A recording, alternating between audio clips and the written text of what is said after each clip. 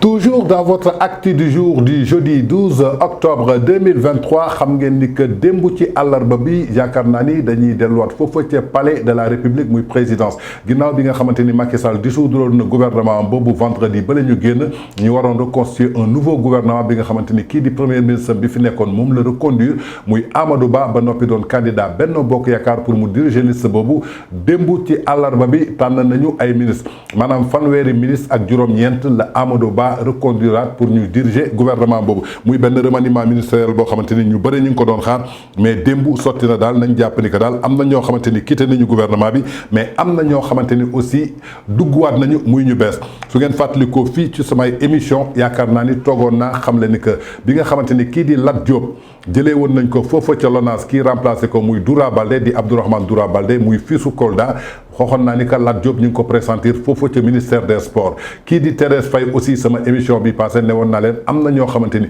dinañu dugg ku ci mel ni Thérèse Faye tey dina dugg ci biir gouvernement bi ne woon naa leen aussi kii di Oumar Youm suñu sàgganee Abdou Mbow dina ko remplacer ci groupe parlementaire bu Benno Bokk Yaakaar ci assemblée nationale ndaxte Oumar Youm dafa fas yéene dugg ci biir gouvernement bi si plateau actu du jour laa leen ko waxee woon waxoon naa leen aussi dina am ay changement ci ministère de l'intérieur ministère des affaires étrangères ak ministère de la justice kon yaakaar naa ni mooy li may wax chaque fois rek am na loo xamante ni ci politique da ngay savoir lire entre les lignes donc ci biir loolu yaakaar naa ni tey l'avenir a fini pour nous donner raison ndaxte ci biir loolu lépp loo xamante ni waxoon nañ ko fii balaa ñuy composer gouvernement boobu gis nañ ko te loolu la Amadou Ba reconduire kii nga xamante ni mooy Oumar Youm ne woon naa leen suñu sàgganee Abdou Mbow dina ko remplacer dañuy jàpp ni que jamono ji Oumar Youm moo nekk foofu ministre des forces armées moom moo remplacer kii di Sidiki Kaba nañ jàpp daal Oumar Youm jógee na foofu ca groupe parlementaire bu Benno Bokk Yaakaar ñëw dugg fii ci gouvernement bi maanaam lépp lu jëm ci wàllu armée kii di Oumar Youm moo ko yor kii di Aïssata Tall Sall moo yor ministre garde des Sceaux et ministre de la justice comme ni ma leen ko waxee woon rek étrangère dina bouger donc Aïssata Tall Sall bi nekkoon ministère des affaires étrangères jógee na foofu jamono ji moo remplacé kii nga xamante ni mooy Ismaïla Madior Fall bu nekkoon ministre de la justice ba tey ci ñu sukkandikoo ci li mu leen waxoon kii nga xamante ni mooy Sidiki Kaba bi nekkoon ministre des forces armées moom lañ fa jëlee indi ko léegi fii nga xamante ni mooy ministre de l'intérieur mu remplacé fa kii nga xamante ni mooy Antoine Félix Diome comme ni mu leen ko waxee woon rek dina am ay changements yoo xamante ni dina am si ministre de l'intérieur ministre de la justice ak ministre des affaires étrangères aujourd'hui Amadou Ba a fini à donner raison VIP People TV comme ni ma koy waxee c'est s'informer juste et vrai kii nag nga xamante ni mooy Mamadou Moustapha Ba di ministre des finances et du budget moom dañ ko delloowaat place am ndaxte gis nañu liggéey bi nga xamante ni taxawal na ko teg na ko ba la dernière fois interview bi mu amal ak ñi nga xamante ni mooy journal boobu di l'Écosse mu wax ci wàllu dette bi ak wàllu banque sénégalais yi ak par rapport ak crise bi fi amoon guerre Ukraine bi Sénégal naka la ñëw taxawee ba mën a gérer yenn yi donte amoon na ay jafe-jafe mais gérer woon nañ ko donc kii nga xamante ni mooy Mansour Faye moom nag dañ ko delluwaat ci ministère am muy infrastructure ak transport ministre bii nag nga xamante ni kii moo ko yoroon muy Aly Ngouille Ndiaye ginnaaw bi ñu nommé Amadou Ba foofa ca mu doon choix wu Macky Sall pour candidat buy diriger Benno Bokk Yaakaar Aly Ngouille Ndiaye si la démissionné woon mu nekkoon benn poste vacant boobu nag kii lañ ko delluwaat Samba Ndiobène Ka moo yor ministre de l'agriculture de l'équipement et de la souveraineté alimentaire Samba Ndiobène Ka nañ xam ne ni ko waa Jolof la moo Aly Ngouille Ndiaye ñoo bokk benn gox kon dañ fa Aly Ngouille Ndiaye daf fa jógee ñi jëlaat beneen doomu Jolof dugal ko foofu kii nga xamante ni mooy Doudou Ka yoroon ministre des transports aériens moom nag jamono ji mooy ministre de l'économie du plan et de la coopération ba tey kii nga xamante ni mooy Cheikh Omar Anne moom mooy ministre de l'éducation nationale Cheikh Omar Anne la ñu indi fii ci ministère de l'éducation nationale kii di Moussa Baldé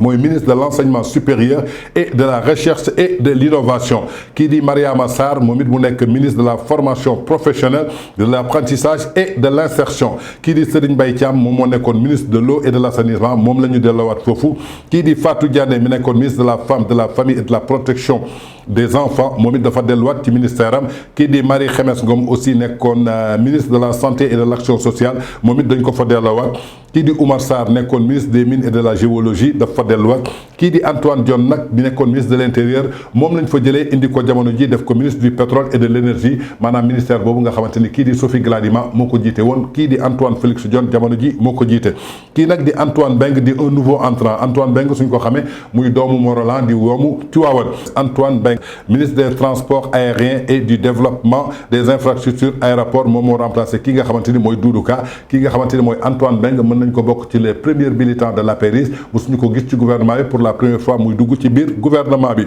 ba tey suñu demee encore kii di Alioune Ndoye moom la ñu yóbbu ministre de l'environnement du développement durable et des transitions géologiques kii di Pape Sagna Mbaye moo nekkoon ministre des pêches et de l'économie maritime moom moo fa delluwaat kii di Samba Sy mooy ministre du travail du dialogue social et des relations avec les institutions kii di Abdoulaye Seydou Sow moom dañ ko delluwaat ci ministère am urbanisme du logement et de l'hygiène publique Abdou Karim Fofana aussi ministre du commerce foofu la delluwaat de la consommation et des petites moyennes entreprises porte-parole du gouvernement li mu yoroon rek moom la yor ba tey suñu sukkandoo ci kii nga xamante ni mooy Moustapha Diop ñu bari yaakaaroon ni que dafay génn ginnaaw bu mu àndul woon ak kii nga xamante ni mooy choix Amadou Ba jàppal ni que Moustapha Diop mooy ministre du développement industriel et de petites et moyennes industries fa mu nekkoon la nekk kii di Thérèse Faye nag yaakaar naa ni mooy ministre du développement communautaire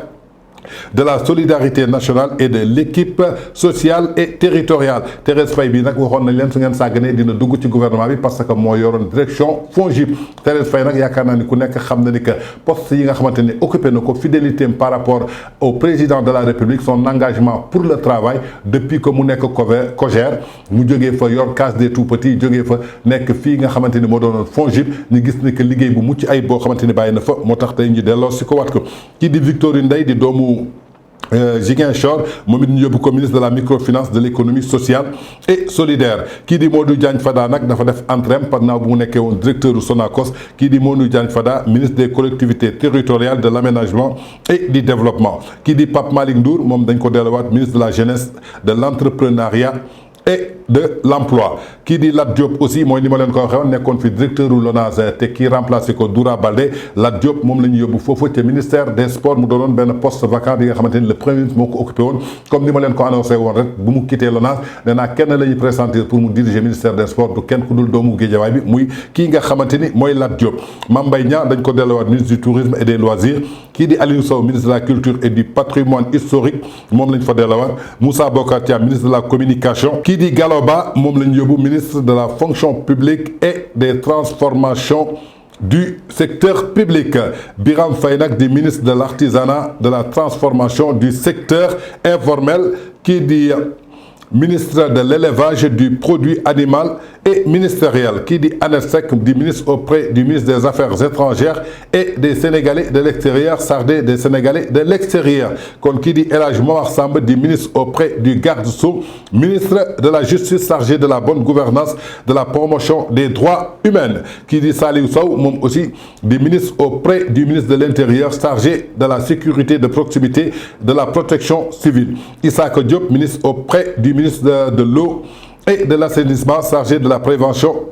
de la gestion des inondations kon muy gouvernement bu bees bi nga xamante ni kii di Amadou Ba tegaat na ko donte gis nañu am na ñoo xamante ni génn nañu ci gouvernement bi am na ñoo xamante ni dugguñu mais suñu xoolee à 90% dañu reconduiraat li nga xamante ni ñoom ñoo fa nekkoon loolu lu muy wundu dafay wane ni que Amadou Ba am na satisfaction ci gouvernement bi nga xamante ni moom la àndaloon doon liggéey donc lu mu séntu woon ci ñoom gis na ko ñii nag ñi ngi doon naan gouvernement d'attaque gouvernement de mission gouvernement de politique gouvernement de campagne électorale mais li ci am solo c'est des gens yoo xamante ni dañu am contrat ak l'État du Sénégal jusqu'au 2 avril jour de passation de service bi nga xamante ni Macky Sall dina ko def avec son successeur donc lenn moo leen war rek mooy taxawal fi askan bi ñoom ñi yoroon secteur bi xam Sénégal xam na mu doon doxee président Macky Sall gis am na ay postes vacants mu def remaniement je crois que ñoom rek ñoom ñoo xam lan moo leen ci wund mais luñ ci mën a jàpp rek gis nañ ci ay nouveaux entrants yoo xamante ni am nañu yaakaar ci ñoom tey ku mel ni kii di Lat Diop je crois que ñëpp xamoon nañ ko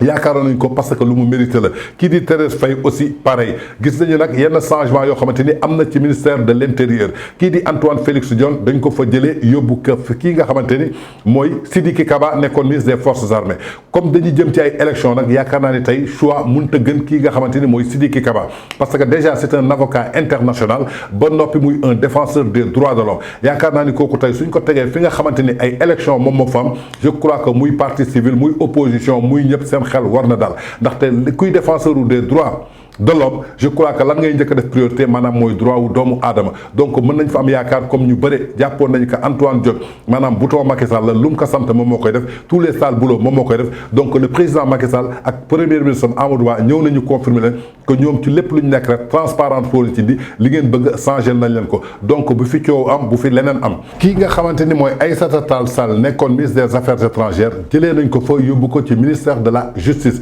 ginnaaw bi nga xamante ni Ismaïla Madior Fall moom moo fa nekkoon gars yi bari woon nañu ay lam-lam yu ñu koy wax ak ay juumte ci wàllu justice ak problème Ousmane Sonko yi je crois que tey nit ki nekk amatoo looy wax ku nekk xam na ni que kii di Aïssata Tall Sall bokkul APR Benno Bokk Yaakaar la bokk waaye parti socialiste la jóge donc je crois que tey neutralité am na jël nañu justice teg nañ fa ki nga xamante ni maanaam mooy Aïssata Tall Sall donc je crois que coow li la ñu war a wàññi ku nekk liggéeyi opposition bu ci dagam pour jëli réew mi nga wuti say parrainage wuti sa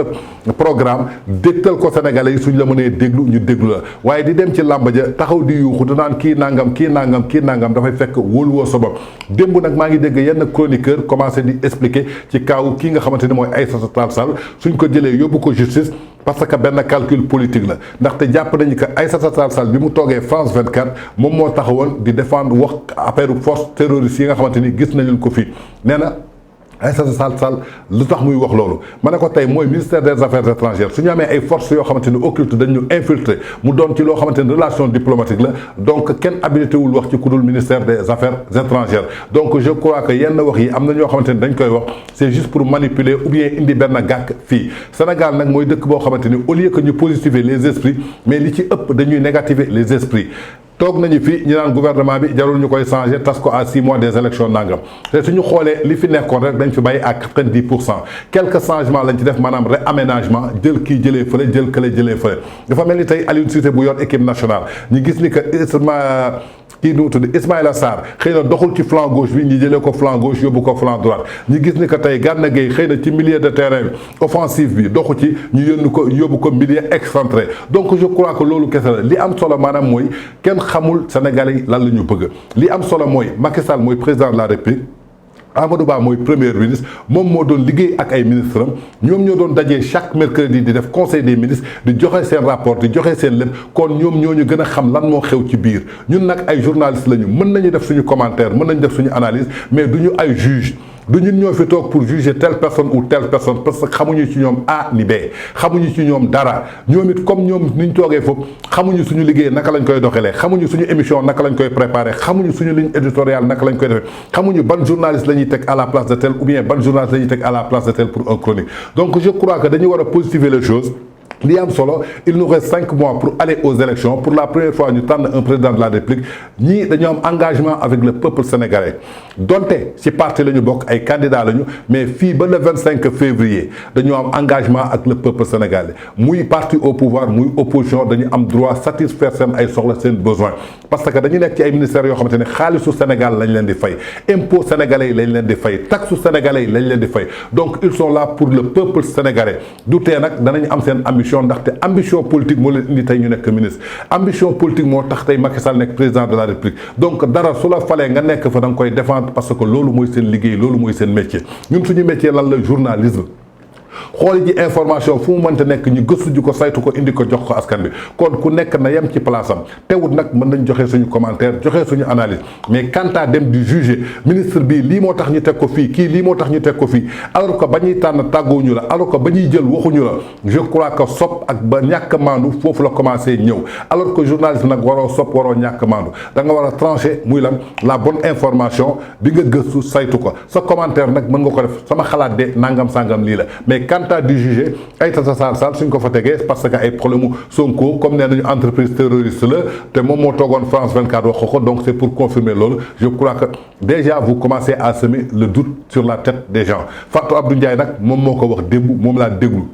samay nopp may ma c'est une journaliste que je respecte très bien mais parfois ay position du ma ko comprendre na jàpp ni que journaliste la présentatrice la day diriger plateau dafa am ay invité donc ku ci nekk mën na samp laajam teg ko ku nekk tontu joxe xalaatam mais quant à dem bay juger Aïssata Tall Sall par rapport ak sortie bi mu defoon France 24 waxti force terroriste yi mais elle est habilitée à dire ça parce que moom mooy ministère des affaires étrangères affaire Juan Branco bi bañ ko waxee mais Aïssata Tall Sall moom moo habilité wu pour wax loolu parce que Juan Branco étranger la ne day yóbbu Sénégal CPI Cour pénale internationale Aïssata Tall Sall du ministère des Affaires étrangères di avocate internationale donc moom su habilité wul pour wax ci loolu défendre les intérêts du Sénégal kan moo war a taxaw pour wax loolu donc je crois que il faut que ñun ñu éviter yenn débat yoo xamante ni ñu ngi koy def jël suñu bopp defee ko juge mel ni ñun ñoo gën a xam alors que am na téeméeri nit yu toog di ñu seetaan ñooñu gën a xam li ñuy wax ñooñu gën a maîtrise li ñuy wax ñoom ba ñuy liggéey seen liggéey ñun fekkeewuñu su ñuy def seen conseil des ministres ñun fekkeewuñu kon ñoom su ñu defee seen choix nañu ubbi suñuy bët toog seetaan leen bàyyi leen ba ñu installé wu ñu xool ban jéego la ñuy jël ndaxte kuy fël gémmiñu Samba dafay fekk nga xam Samba lu muy wëlis donc muy nouveau gouvernement boo xamante ni teg nañ ko ma yónnee leen benn vidéo boo xamante ni jëlal nañ leen image yu ñi nga xamante ni mooy ministre yu bees yi nañu seetaani vidéo bi dellu si waat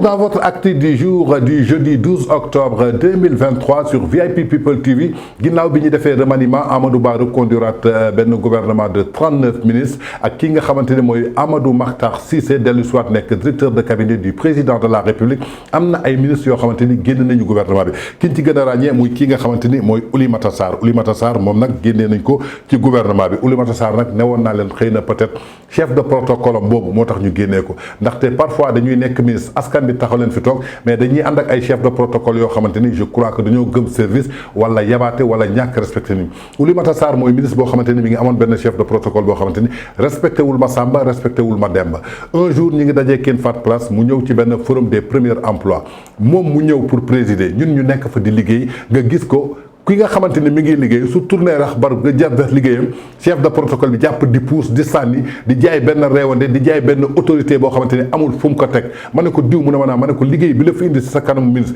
moo fi indi kii kon il faut nga am benn apaisance nga toog gis nga bërki démb bu Marème Faye Sall bu mu demee États-Unis nit ñëw bëgg a selfie ak moom garde corps gi ba mu ko sànnee lan la ko def Marème Faye Sall moo pousse fu le garde corps gi parce que nit ñi ñoo tax tey ñu doon li ñu doon Oulimata Sarr tey su doonee ministre c'est pour les Sénégalais donc foofu amul koo xamante ni dafa yor lu ñaaw wala di def leen wala soxla dara ci ministre wala di ko ñaan xaalis moo tax souvent su ngeen nekkee ministre da ngeen di xool seen chef de protocole yi ak seen garde corps yi ñi ngeen di àndal comment il traite les citoyens mais j'avais dit que franchement Oulimata Sarr bi xaw ma nag ndax mi ngi liggéey bu baax wala liggéey bu baax mais lu mu ñàkk wala luñ ko xañ chef de protocole am bi moo ko xañ kooku di Oulimata Sarr génn na ci gouvernement bi du moom kese ak ki nga xamante ne mooy Mamadou Talla aussi jëlee nañ ko ci gouvernement bi mooy image yooyu ngeen di gis ak ki nga xamante ni mooy Sophie Gladima nag boo yoroon ministre du pétrole jóge woon lool Macky Sall mais gëm naa ni que la dernière fois le 14 août bi mu demee Joal gis nga ba mu yéegee ci scène bi ginnaaw xam naa ni yuuxoo yu ñu ko doon yuuxoo maanaam ci Ousmane Sonko nangam ñàkkul loolu aussi moo tegu ci ndoddam ba saabar bi dal ci kaw mu génn ci gouvernement bi ak ki nga xamante ni mooy Cheikh Kanté moom it génn na ci gouvernement bi donc daal loolu lañ fa ràññee ñooñu noonu ñoo génn ci gouvernement bi am nay entrants yu bees am nay postes yoo xamante ni poste vacant la woon mu remplacé nañ ko ak ay nit. toujours dans votre acte du jour du jeudi 12 octobre 2023 kii nag nga xamante ni mooy nouveau entrant dans le gouvernement de Amadou Ba du kenn l'ex-DG de la LONASE, le Baye Fall du parti de l'Alliance pour la République du Sénégal APR nit koo xamante ni il est toujours au chevet de sa population avant muy doon ministre bu mu nekkee ministère des finances elle était toujours au chevet de sa population une personne humble sociale nit koo xamante ni gëm lépp loo xamante ni dafay doxal askanam muy l'homme de Guédiawaye l'homme de Golf Sud di Lat Diop actuellement Lat Diop est devenu le nouveau patron du sport au Sénégal kii di Lat Diop nag tey suñu sukkandikoo mu doonoon ancien directeur général de la LONASE muy loterie nationale sénégalaise moom la ñu nommé tey ministre en charge des sports ginnaaw bi ñu defee remaniement bu bees bi àllarba bi ñu génn foofa ca palais de la République ginnaaw concertation boo xamante ni amoon na ko mu aboutir ci benn formation de nouveau gouvernement bu président Macky Sall mu ngi nii di succéder kii nga xamante ni mooy Amadou Ba ginnaaw mu occupé woon poste ministère des sports bi nga xamanteni ki di Yankhoba Diattara moo fa nekkoon ginnaaw départu Matar Ba ki ñu fa tegoon mooy Yankhoba Diattara tamit ginnaaw bi kii di Idrissa Seck di mentorom génnee woon aussi ci coalition Benno Bokk Yaakaar boobu lañ ko fa jëlee kii di Amadou Ba yoroon poste boobu jàppale ni que kii di Lat Diop retrouvé na plusieurs chantiers en cours yoo xamante ni jamono ji ay programme la yoo xamante ni pour réhabiliter ay stades municipaux mais surtout quelques mois bi nga xamanteni prochaine coupe d'Afrique de football bi warna am foofa ci Côte d'Ivoire muy en janvier 2024 ki nga xamanteni nak moy Lat Diop mi ngi âgé wu de 51 ans manam juróom fukki at ak ben la am muy un produit de l'école nationale de l'administration de la magistrature du Sénégal muy ENAM mu nek ben agent bo xamanteni agent administration publique la won nek directeur de la coopération et des financements extérieurs au ministère du budget et administrateur de la Banque ouest-africaine de développement ainsi que le poste de gouverneur suppléant pour le Sénégal au Fonds mondial d'investissement. Ceci en plus d'un passage au ministère de l'Intérieur et au ministère de l'Économie et des Finances en qualité de directeur de l'investissement, un spécialiste de la gestion administrative et financière aux commandes du sport sénégalais. En tout cas, muy un parcours boo xamante ni kii di Lat Diop di produit ENAM fi nga xamante ni tey foofu la génnee mu jaar ci ay postes yu bëri jëm ci wàllu investissement jëm ci wàllu économie tey ji moo nekk ci commande sport bi nga xamante ni am na ay chantier yu bëri yu ko fiy xaar maanaam pour réhabiliter ay stades ginnaaw loolu bi nga xamante ni nous sommes à quelques mois bi nga xamante ni muy Coupe d'Afrique bi nga xamante ni moom lañ jëm foofu ca Côte d'Ivoire muy Coupe d'Afrique boo xamante ni Sénégal moo ko jëloon bii ñu génn ci loxo Matar Ba yaakaar naa ni kii di Lat Diop dina dàbbaliwaat donte réhabilitation chantier yi yaakaar naa ni nit ñi mën nañ ci am yaakaar Lat Diop doonul ministre des sports Lat Diop nekkoon simple directeur LONASE teewut am nay stade yoo xamante ni yu bëri defar na ko foofu ci Guédiawaye tey gazon synthétique bi nga xamante ni Guédiawaye football club mi ngi koy footballé moom moo ko yëkkati may leen ko donc ku xam sport la ku xam football la ku ko bëgg la ku ko jox nga xam en tout cas nañu préparé wu xam na ni que kii di ministère des sports am na un nouveau commande muy kenn ku dul kii nga xamante ni mooy Lat Diop ñu koy souhaiter bonne continuation. Toujours dans votre acte du jour du jeudi 12 octobre 2023 ginnaaw Lat Diop boobu nekk aux commandes du un nouveau entrant dans le nouveau gouvernement 2 de Amadou Ba kii nag di keneen koo xamante ni dugg na muy nouvelle entrante ci gouvernement 2 bu Amadou Ba du kenn ku dul Thérèse Faye ñu dippee ko lan le sacre d'une fidélité le sacre d'une fidélité soo ko déggee maanaam nit la koo xamante ni dafa am constance am cohérence am fidélité am ngëm-ngëm am pas-pas depuis que mu nekk parti bi nga xamante ni mooy APR am lu mu fa diriger lu bëri moo tax tey Thérèse Faye yaakaar naa ni duggam ci gouvernement bi su amee ñu mu bett ñun duñu bett ndaxte yëgoon nañ ko sentiroon nañ ko gisoon nañu ko am na mérite kii di Thérèse Faye nag def na entrée ci gouvernement bi jusque ici lan la nekkoon administrateur général du fonds de garantie des investissements prioritaires ñu dippee ko FONGIP tey moom mooy nouveau ministre bi nga xamante ni moom moo yor lépp loo xamante ni jëm na ci wàllu développement communautaire solidarité nationale ak lépp loo xamante ni jëm na ci équipement social et territorial ginnaaw formation bi nga xamante ni équipe bu premier ministre bi Amadou Ba def na ko donc ba tey ñi ngi xamal ni que nomination bi nga xamante ni du dara lu dul sacre de fidélité parmi les fidèles du président de Macky Sall du kenn ku dul ki nga xamante ni mooy Thérèse Faye ki nga xamante ni moom dafa cheminer ak président Macky Sall ginnaaw bu mu yokkee woon benn mouvement bi ñu dippee Jom ginnaaw bu mu nekkee foofu ca UCAD université Cheikh Anta Diop ñu considéré ko comme l'un des embryons de l'origine de l'Alliance pour la République tey suñ doon naan alliance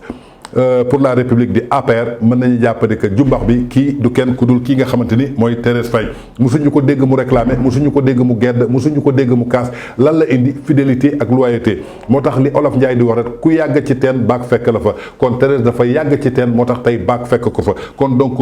du chance mais mérite la suñu xoolee Thérèse ci plan politique Thérèse Faye mooy ki nga xamante ni moo diriger étudiants les jeunes de l'APR muy COJER ba noppi depuis 2014 moo nekk maire commune am boobu ñu tuddee Diarère kii di exécuter benn second mandat ba noppi mu conclure benn issue ci élection locale yi 23 janvier 2022 moom mii di Thérèse Faye suñu xoolee kii di Thérèse Faye jaar-jaaram diplômé de l'université Cheikh Anta Diop de Dakar ki nga xamante ni mooy madame Thérèse Faye Diouf sociologue la de formation spécialisée ci sociologie ci ay organisation de travail en sociologue de la communication muy titulaire benn master 2 bi nga xamante ni kii di Thérèse Faye mi ngi ko gàdd entamé vie am ci qualité assistance administrative puis mu dem fële nga xamante ni mooy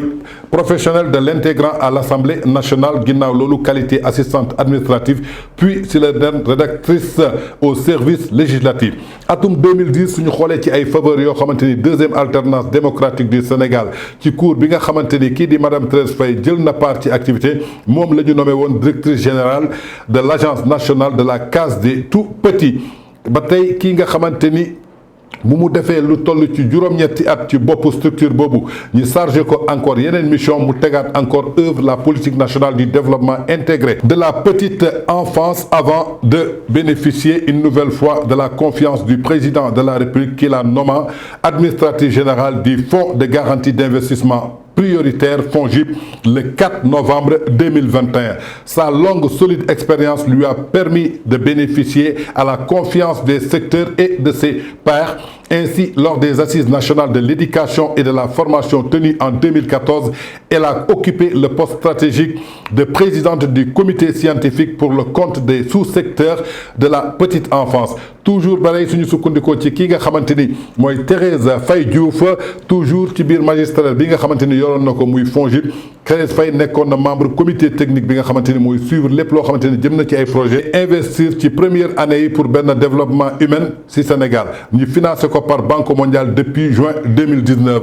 ci même siège bobu lañu gis ni que kii di Thérèse Faye coordonné ben projet bi ñu dippee développement intégré de la petite enfance qui ko financé di agence internationale de la coopération coréenne courant des régions nord du Saint-Louis et de Louga. En tout cas kii di Thérèse Faye ki nga dippee tey le sacre de la fidélité moom it dugg na ci gouvernement bi muy benn mérite boo xamante ni am na ko.